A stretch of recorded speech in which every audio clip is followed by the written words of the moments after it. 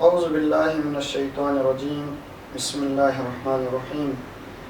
الحمد للہ والصلاة علی اہلہا اما بعد۔ نہایت ہی قابل احترام محترم سامعین کرام، السلام علیکم ورحمۃ اللہ وبرکاتہ۔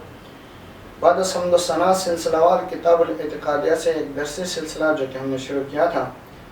پچھلے بیان میں ذات باری صفات باری تعالیٰ پر اعتقاد کا مسئلہ تفصیل سے بیان کرنے کے بعد انشاءاللہ الرحمن آج ہم پڑھیں گے تقدیرات ازلی پر اعتقاد کا مسئلہ۔ تو عبارت کی طرف جانے سے پہلے تقدیر کے بارے میں مختصر بتاتا چلوں کہ تقدیر باب تفضیل کا مصدر ہے جس کا مادہ قدر ہے۔ تقدیر کا معنی اندازہ کرنے کے ہیں، حد مقرر کرنے کے ہیں۔ تقدیرات ازلیہ کا مطلب اللہ تعالیٰ کے ازل میں لے گئے اندازے، اور واضح رہے کہ اللہ تعالیٰ کا اندازہ اس کے علم کے تحت ہے، جبکہ علم صفات ازلیہ میں سے۔ تو اب عبارت کی طرف آتے ہیں۔ تو جناب شاہ سید علیہ رحمہ فرماتے ہیں کہ وَيَجِبُ أَن تَعْتَقِدَ أَنَّ التَّقْدِيرَاتَ الْأَزَلِيَّةِ مُحِيطٌ بِمَا كَانَ وَمَا يَكُونُ مِنَ الْكُلِّيَّاتِ وَالْجُزْئِيَّاتِ بحيث لو سقط ورقة من الشجرة لم يكن إلا بقدر الله تعالی جل شانہ۔ تو بیان فرماتے ہیں اور واجب ہے کہ تم اعتقاد رکھے اللہ تبارک و تعالیٰ کی ازلی تقدیرات پر کہ اس نے تمام چیزوں کا احاطہ کیا ہوا ہے، کہ جن چیزوں کا اس نے احاطہ کیا اس میں بما کان وما یکون، شاہ سید فرماتے ہیں جو کچھ ہو چکا ہے اور جو کچھ ہونے والا ہے، من الکلیات والجزیات، کلیات اور جزیات دونوں اس میں شامل ہیں۔ یعنی جناب شاہ سید علیہ رحمہ بیان فرما رہے ہیں کہ اس بات پر اعتقاد رکھنا واجب ہے کہ اللہ تبارک و تعالیٰ کی ازلی تقدیر نے تمام چیزوں کا احاطہ کیا ہوا ہے، تمام چیزوں کو گھیرا ہوا ہے، جو ہو چکی ہو اور جو ہونے والی ہو، خواہ وہ کلیات میں سے ہو یا جزیات میں سے۔ آگے بیان فرماتے ہیں بحیث لو سقط ورقۃ من شجرۃ لم یکن الا بقدر اللہ تعالی جل شانہ، یہاں تک کہ اگر درخت سے ایک پتا بھی گرے تو وہ اللہ تعالیٰ کی تقدیر کے بغیر نہیں گرتی۔ تو جناب شاہ سید علیہ رحمہ نے ابتداءً بیان فرمایا کہ وَيَجِبُ أَن تَعْتَقِدَ۔ تو جناب شاہ سید علیہ رحمہ نے یہاں وجوب کا لفظ لایا، یہاں وجوب کا لفظ اس بات کی طرف اشارہ کرتے ہیں کہ یہ کوئی اختیاری یا ثانوی مسئلہ نہیں، بلکہ اصول عقیدے میں سے، یعنی ایک مسلمان کا اس وقت تک مکمل ایمان اس وقت تک مکمل نہیں ہوتا جب تک وہ اللہ تعالیٰ کی تقدیر کے اس جامع تصور کو تسلیم نہ کرے۔ یعنی اللہ تعالیٰ کی تقدیریں ازل سے ہیں اور ہر چیز کو التقدیرات ازلیت محیط کا لفظ استعمال کیا، اس کے بعد فرمایا گھیرا ہوا ہے۔ محیط کا لفظ بہت معنی خیز ہے، اس کا مطلب ہے کہ ایسا احاطہ جس کے باہر کچھ بھی نہ ہو، گویا کائنات کی کوئی بھی چیز نہ ماضی کی نہ حال کی نہ مستقبل کی اللہ کے علم اور تقدیر سے باہر نہیں۔ یہاں یہ بات ذہن میں رکھنی چاہیے کہ اللہ کا علم ازلی ہے، یعنی وہ کسی چیز کے ہونے کے بعد نہیں جانتے بلکہ ہونے سے پہلے ہی جانتے ہیں، بلکہ ہمیشہ سے جاننے والا ہے۔ آگے فرمایا بما کان وما یکون من الکلیات۔ تو جناب شاہ سید علیہ رحمہ نے اس مسئلے کو مزید وضاحت کی، یعنی یہ تقدیر نہ صرف بڑے بڑے امور یعنی کلیات کو شامل ہے جیسے کائنات کا نظام چلانا، بلکہ والجزیات کا لفظ بھی لایا کہ قوموں کے عروج و زوال حکم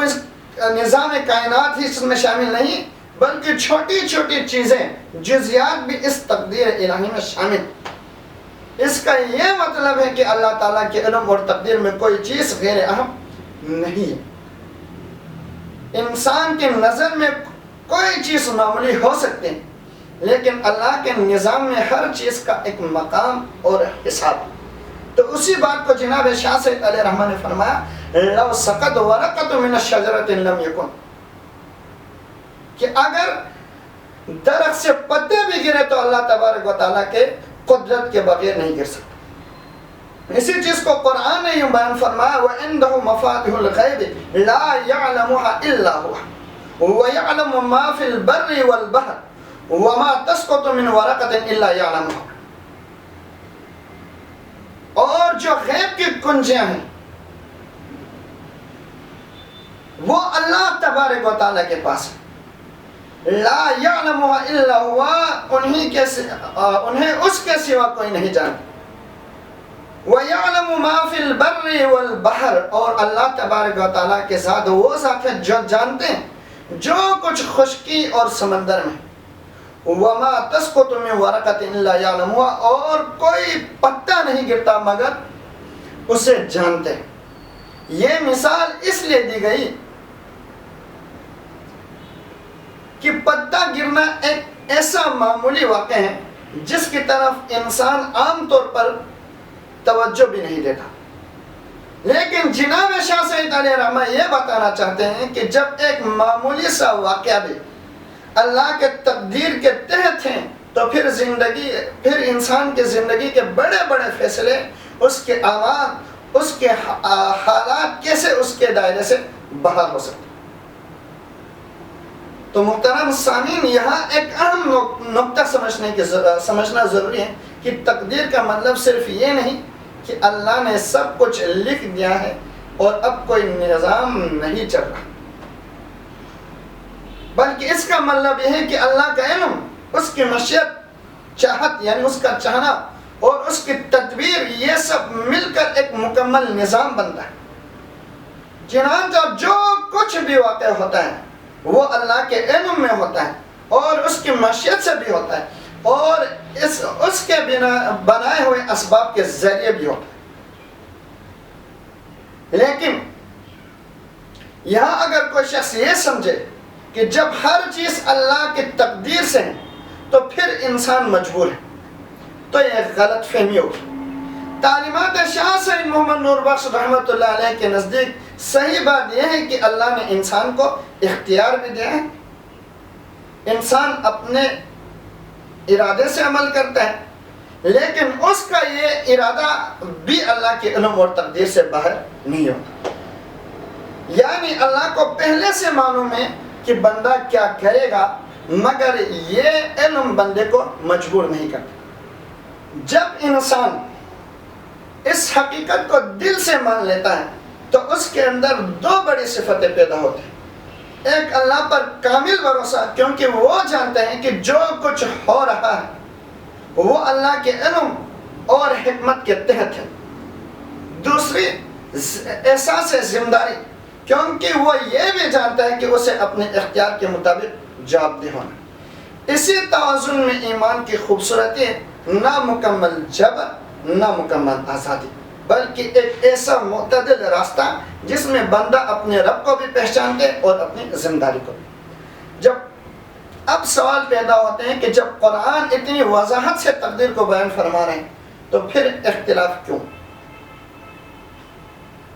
تو اس حوالے سے یہ کہ جو تقدیرات الہی کے حوالے سے جو اختلافات پائے جاتے ہیں وہ دو طرح کی۔ ایک یہ کہ جو انسان کو مجبور محض سمجھتے ہیں، دوسرا وہ گروہ جو انسان کو مختار کل سمجھتے ہیں۔ اس اعتبار سے ائمہ کے اندر مختلف اختلافات پائے جاتے ہیں، جن میں سے پہلا بتایا جائے تو جبریہ ہے۔ جبریہ یہ وہ گروہ ہے جو انسان کو مجبور محض سمجھتے ہیں۔ ان کا یہ عقیدہ ہے کہ انسان بالکل مجبور ہے، اس کا کوئی اختیار نہیں، جو کچھ وہ کرتا ہے حقیقت میں اللہ ہی اس سے کرواتا ہے، تو انسان محض ایک آلہ ہے۔ اور وہ اپنی اس بات کی دلیل قرآن کے سورہ دہر آیت نمبر 30 وَمَا تَشَاءُونَ إِلَّا أَن يَشَاءَ اللَّهُ، یعنی تم نہیں چاہتے مگر وہی جو اللہ چاہتا ہے۔ اس آیت کو وہ بطور استدلال پیش کرتے ہیں۔ تو ان کے نزدیک اس آیت کا مطلب یہ ہے کہ انسان کا کوئی حیثیت نہیں رکھتا، یعنی انسان کا ارادہ کوئی حیثیت نہیں رکھتا۔ لیکن یہاں اہم نقطہ سمجھنے کی ضرورت ہے کہ ہمارے نزدیک تعلیمات شاہ سے محمد نور بخش نور اللہ مرکز والا اللہ مقامہ کے نزدیک اس آیت میں تشاءون الا یشاء سے اللہ کی چاہت یعنی مشیت کی برتری بیان کی گئی ہے، نہ کہ انسان کی اختیار کی نفی۔ فرض کر لیں اگر انسان واقعی مجبور ہوتا تو نیکی پر جزا اور بدی پر سزا بے معنی ہو جاتی، جنت اور جہنم کا نظام عبث ہو جاتا۔ لہذا جبریہ کا یہ نظریہ عقل اور شریعت دونوں کے خلاف۔ دوسرا موقف قدریہ اور معتزلہ کا ہے۔ ان کا موقف ہے کہ وہ تفویض محض کے قائل ہیں،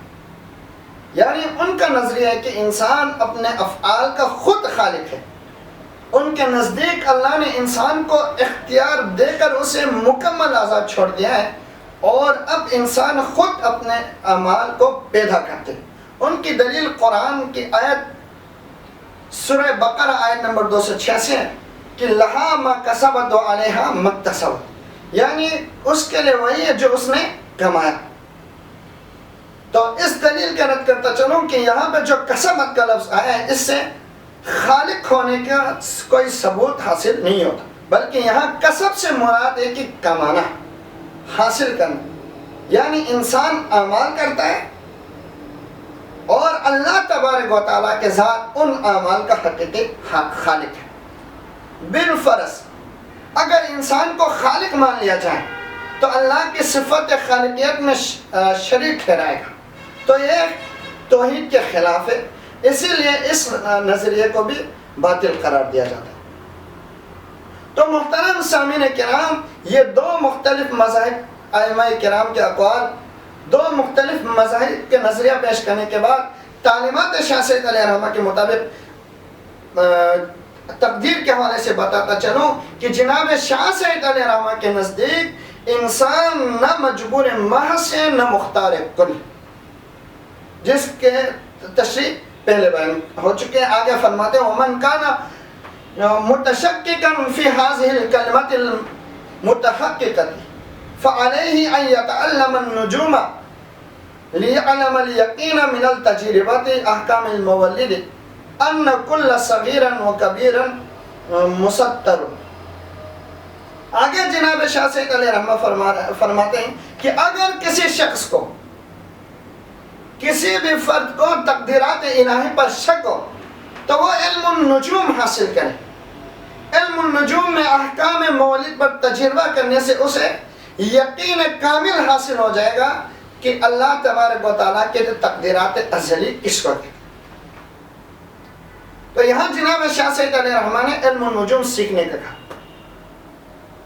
یعنی جس کسی کو تقدیرات ازلی کے بارے میں شک ہو، تمام کلیات و جزیات ازل میں لکھا ہوا ہے، جو کچھ دنیا میں ظہور پذیر ہوگا اللہ تعالیٰ کے علم کے مطابق ہوگا، ایسا ہرگز نہیں ہوگا کہ اللہ کے علم میں نہ ہو اور ہنگامی طور پر کوئی واقعہ رونما ہو۔ اس عقیدے کے بارے میں اگر کسی کو شک ہو تو وہ علم النجوم سیکھنا چاہے اس کو۔ علم النجوم وہ علم ہے جس میں ستاروں کے خواص اور گردش، طلوع و غروب اور اثرات کو معلوم کیا جائے، یعنی ان کے اثرات کو معلوم کیا جاتا ہے۔ یہ ایک وسیع علم ہے، نجومی کے بغیر اس سے مکمل استفادہ ہر کوئی حاصل نہیں کر سکتا۔ تو علم النجوم والے کس طرح احکام مولد میں تجربہ کرتے ہیں؟ وہ ستاروں کی گردش اور ان کے خواص اور طلوع و غروب ہونے کے اوقات اور ان کے اثرات کو دیکھ کے بتاتے ہیں کہ کن کن وقتوں میں کیا کیا واقعہ پیش آنے والا، یعنی وہ ایک اندازہ لگاتا ہے۔ یعنی اس عالم آب و گل پر عالم بالا کے ستاروں کے شعاعیں مسلسل پڑتی رہتی ہیں۔ چنانچہ ایک ماہر فلکیات نے لکھا ہے جس طرح ایک ریلوے اسٹیشن میں ریلوں کی آمد و رفت ہوتی رہتی ہے، ایسے ستاروں کے شعاعیں ایک دوسرے سے ٹکراتے ہوئے زمین پر پڑتی رہتی ہیں۔ ہر ستارے کی روشنی اور شعاعوں میں الگ الگ تاثیر ہیں۔ ان کے اثرات جمادات، نباتات اور حیوانات پر پڑتے رہتے ہیں، جیسے کہ چاند کا اتار چڑھاؤ۔ چاند کے اتار چڑھاؤ سے سمندر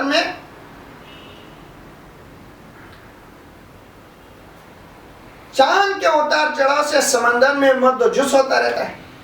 اور چاند کی روشنی مکمل ہونے کے دنوں میں زیادہ جرائم ظہور پذیر ہو جاتا ہے۔ انسان کے دل و دماغ پر لاشعوری میں اس کے اثرات پڑتے ہیں۔ اس کے نتیجے میں ان سے خاصیتیں پیدا ہو جاتی ہیں۔ اسی لیے ماہر نجومی جب کوئی بچہ پیدا ہوتے ہیں تو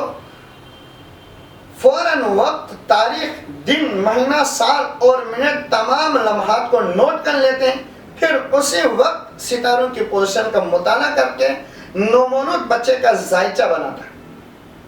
اور وہ بتائے گا کہ یہ بچہ آنے والے وقتوں میں عامل ہوگا یا جاہل ہوگا، نیک ہوگا یا فاسق ہوگا، حاکم ہوگا یا محکوم ہوگا، چھوٹی عمر والا ہوگا یا لمبی عمر والا، نیک بخت ہوگا یا بدبخت ہوگا۔ تو اب سوال یہ پیدا ہوتا ہے، اگر اللہ کے علم میں پہلے سے لکھا ہوا نہیں ہو تو آئندہ آنے والے حالات کا نجومی کو کیسے پتہ چلتا ہے؟ تو وجہ یہ ہے، جب پہلے سے ہی تقدیرات ازلی میں اللہ تعالیٰ کے علم میں ہونا، یعنی جب پہلے سے ہی اللہ تعالیٰ کے علم میں لکھا ہوتا ہے تو اس کو پتہ چلتا ہے کہ اگر ایسا نہیں ہوتا تو وہ بتا نہیں سکتا۔ تو ماہر نجومی کو یقین سے معلوم ہو جاتا ہے کہ آنے والے وقتوں میں کیا کچھ ہوگا، اور ستاروں کے بارے میں یہ اعتقاد رکھنا کہ وہ موثر حقیقی ہے، یہ باتیں، کیونکہ موثر حقیقی جو ہے وہ اللہ تبارک و تعالیٰ کے ذات ہے۔ اس نے ستاروں میں خاصیت رکھی ہے، اس سے ایجاب اصلی کے تحت ستاروں کی گردش سے خاصیتیں پیدا ہو جاتی ہیں، اور حدیث وغیرہ میں نجوموں کی جو مسمت آئی ہے، یہ ان نجوموں کے لیے ہیں جنہوں نے ستارے کو موثر حقیقی سمجھا، اور جو لوگ اللہ تبارک و تعالیٰ کے ذات کو موثر حقیقی سمجھتے ہیں تو وہ ان کی ممانعت نہیں ہے۔ تو جناب شاہ سید علیہ رحمہ فرماتے ہیں وَمَنْ كَانَ مُتَشَكِّكًا فِي هَذِهِ الْكَلِمَةِ، اگر کسی کو تقدیرات الہی پر شک ہو تو وہ علم النجوم سیکھے۔ آگے فرماتے ہیں تجربۃ احکام الموالید توجب الیقینا کاملا شاملا فی القدر لأن الحکیم الکامل متبحر فی العلم النجوم يحكم على الموالد الذي يصدر درجة الطالع ودقيقته بأنه عالما كان أو جاهلا، صالحا أو فاسقا، غنيا أو فقيرا، خيرا أو شريرا، حاکما او محکوما، عزیزا او ذلیلا، طویلا عمره او قصیرا، بخیلا او سخیا، سعیدا او شقیا۔ یعنی احکام موالد کا تجربہ تقدیر کے بارے میں مکمل اور جامع یقین پیدا کرتے ہیں، کیونکہ علم النجوم میں ماہر حکیم جب کسی نومولود کے طالب اور اس کے دقیق درجات کو دیکھتا ہے تو وہ حکم لگاتے ہیں کہ یہ بچہ عالم ہوگا یا جاہل ہوگا، نیک ہوگا یا فاسق ہوگا، مالدار ہوگا یا غریب ہوگا، اچھا ہوگا یا برا ہوگا، حاکم ہوگا محکوم ہوگا، عزت والا ہوگا یا ذلیل ہوگا، اس کی عمر لمبی ہوگی یا چھوٹی ہوگی، بخیل ہوگا یا سخی، سعید ہوگا یا بدبخت۔ یعنی ایک نجومی جب ستاروں کے احوال کو دیکھ کر، ان کی خصلتوں کو، ان کی گردش کے اوقات اور ان میں پائے جانے والے تاثرات کو دیکھ کر یہ اندازہ لگا سکتے ہیں کہ اس میں مستقبل میں کن کن امور سے گزرنا ہے، کہ اس کو زندگی میں کیا کیا معاملات پیش آئیں گے۔ اس چیز کی اگر وہ اندازہ لگا سکتے ہیں تو اللہ تبارک و تعالیٰ کی ذات ان سے بھی بڑھ کر علم رکھنے والی ذات ہے، تو اللہ تبارک و تعالیٰ کی ذات ان سے بدرجہ اولا ان تمام امور کو جاننے والا ہے۔ اسی لیے اللہ تبارک و تعالیٰ نے اس کائنات کے بننے سے پہلے تمام امور کو، جو کچھ واقع ہونے والا تھا، ہم نے مقدمے میں پڑھا تھا حضرت اللہ تبارک و تعالیٰ کے اعتقاد کے ذات کے پر اعتقاد کے مسئلے میں ہم نے پڑھا تھا حضرت العلمیہ، یعنی اس کائنات کے بننے سے پہلے اللہ تبارک و تعالیٰ کے ذات کے پاس وہ تمام علم پہلے سے ازل سے ہی موجود تھا کہ کیا کچھ اس کائنات میں واقع ہونے والے، کون کب پیدا ہوگا، کب فوت ہوں گے، کن کن امور سے گزر کر اس کی زندگی مکمل ہوگی، ان تمام امور کو پہلے سے جانے والا۔ تو اللہ تبارک و تعالیٰ نے لوح محفوظ پر لکھ لیا ہر ایک کی تقدیر کہ فلاں بندے نے جب اللہ تبارک و تعالیٰ کی علیم صفت نے اس واقعے کو جاننے والی ہستی نے اپنے علیم صفت کے ذریعے ہر چیز لکھ لیا کہ فلاں تاریخ کو فلاں بندہ پیدا ہوگا، فلاں تاریخ کو فلاں بندے کو فوت ہوگا، فلاں تاریخ کو فلاں بندہ کامیاب ہوں گے، اس کو اتنی عزت ملے گی، وہ حاکم ہوگا، وہ سخی ہوگا، یا فلاں تاریخ کو فلاں بندہ محکوم ہو جائے گا، یا دنیا میں اس کو مختلف سچویشن کو فیس کرنا پڑ سکتا ہے۔ تو یہ تمام چیزیں اللہ تبارک و تعالیٰ نے ازل سے لکھا ہے۔ اسی حوالے سے اللہ تبارک و تعالیٰ فرماتے ہیں کہ قرآن میں کہ وَالشَّمْسُ تَجْرِي لِمُسْتَقَرٍّ لَهَا ذَلِكَ تَقْدِيرُ الْعَزِيزُ الْعَلِيمُ، اور دوسری جگہ فرماتے ہیں کہ يُدَبِّرُ الْأَمْرَ مِنَ السَّمَاءِ إِلَى الْأَرْضِ، یعنی اللہ تبارک و تعالیٰ وہ عظیم الشان ہستی ہے جس نے وَالشَّمْسُ تَجْرِي مُسْتَقَرٍّ لَهَا، اور اللہ تبارک و تعالیٰ کے ذات جس نے سورج کو اپنے مقررہ ٹھکانے کی طرف چلایا۔ ذالک تقدیر العزیز العلیم، یہ اللہ تبارک و تعالیٰ کے زبردست علم اور اس کا غلبہ یعنی تقدیر۔ آگے فرمایا کہ یدبر الامر، یعنی وہی تدبیر کرنے والے ہیں من السماء الی الارض، جو کہ زمین اور آسمان میں۔ تو محترم سامعین کرام، آج کے یہ درس ہم یہیں پر اختتام کرتے ہیں کہ تقدیرات الہی سے انسان کو جو کچھ اللہ تبارک و تعالیٰ نے دنیا بننے سے پہلے انسان کے بارے میں لکھا ہے، اس سے نہ انسان مجبور محض ہے، نہ مختار کل بندے، بلکہ اللہ تبارک و تعالیٰ نے انسان کو کچھ امور پر اختیارات حاصل دیے۔ جیسے مثال کے طور پر ہم کہیں کہ انسان پانی گرم پہ یا ٹھنڈا پہ، کھانا گرم کر کے کھائیں یا ٹھنڈا کھائیں، تو کچھ امور پر اللہ تبارک و تعالیٰ نے انسان کو آزادی دی، کچھ امور پر اللہ تبارک و تعالیٰ نے انسان کو مجبور رکھا۔ جیسے انسان پیدا ہوتے ہیں، مرتے ہیں، تو یہ تمام چیزیں الغرض یہاں تک کہ درختوں سے پتوں کا گرنا بھی کیا اللہ تبارک و تعالیٰ کی تقدیر ہے۔ تو یہیں پر رکھ کے اختتام کرتے ہیں انشاءاللہ الرحمن۔ یہ درسی سلسلہ اصول اعتقادیہ کے آخری ٹاپک تک جاری رہیں گے۔ دعا ہے کہ